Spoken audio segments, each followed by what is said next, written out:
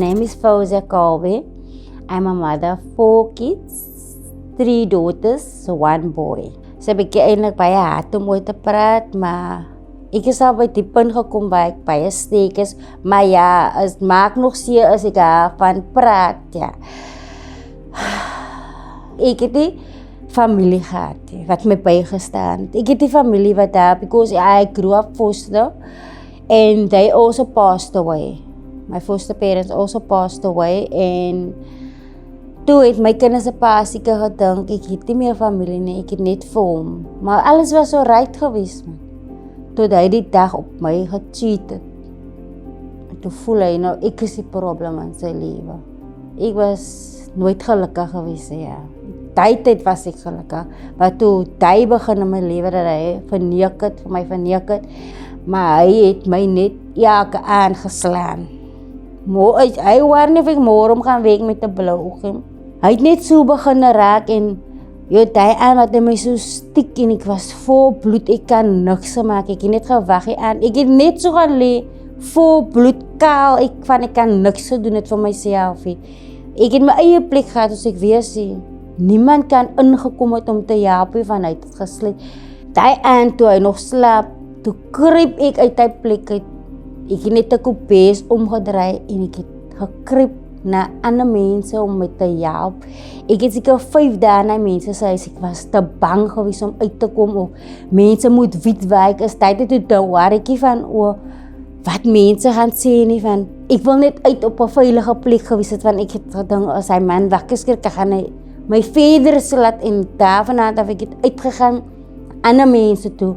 Nadat ek vir Jabba hulle gekry het, hulle het my gesê, Fauzi, gaan polistasie toe. Fauzi het my, ek het myself gesê, polisie gaan nie help, van ek het al 'n restraining order gehad, en dan my maakie saakie, my uitweg was geweest om uit sy lewe uit te gaan. Eventually het ek uit sy lewe uitgegaan. Ek het opgeëindig aan die Piavo by 'n vriend van my. Heeltemal begin dat ek was op drugs. Ek was 'n begie geweest. Elke dag van my lewe het ek gedink, drugs gaan my pyn wegvat, my verlange na my kinders wegvat. Maar dit het net erger gemaak. Ek weet nie of my kinders so reg is nie. Maar tot hulle ouma na my toe gekom het die dag. Ja, hulle ouma het gehuil, wat sê my sien, sy sê, maar my kind, asseblief, nie so nie, sy kan nie so lewe nie. Ek waard nie meer nie. Solang my kinders, ek weet hulle is in veilige hande. Ek wil 'n goeie voorbeeld wees vir hulle, maar kyk waar is ek nou vandag, dat ek weg van hulle af is, om my lewe te verander, maar ek het my lewe kon vergooi in die Piavo. 14de June, sal het nooit vergeet nie. So ek myself, die oggend, ek lê nog so, my pyp lê langs aan my. Ek het myself dit so gesê, wanneer wil sy nou verander, wanneer wil sy begin maak, 'n lewe wat sy regtig wil hê, en jou kinders 'n beter lewe wil hê. Die oggend, ek sal het nooit vergeet nie. Ek sê aan myself, enough is enough. Ek het net opgestaan, die goed net so gelos. Gaan ek aan op Piavo sê altyd doen. Toe vra ek vir hulle, sê, ek soek inrigting, man, ek wil gehelp wees, ek wil nie meer so lewe nie. I want help. They say, Fauzi, we have great news for you. About what? Is my children coming? Oh, what? They say, we found you a place to stay. A home bed, a home place of food. First thing I asked them, where's the place? They tell me, in Kraaifontein. Haven? They say first, Haven shelter. I don't want to be there. They say, why? If you change, your environment must change, they tell me. So, yeah, I wasn't forced to go to that place. I tell myself one step at a time, but I'm going. Because I want to make a change. The Haven Night Shelter, that was my home. They treat me like I belong here.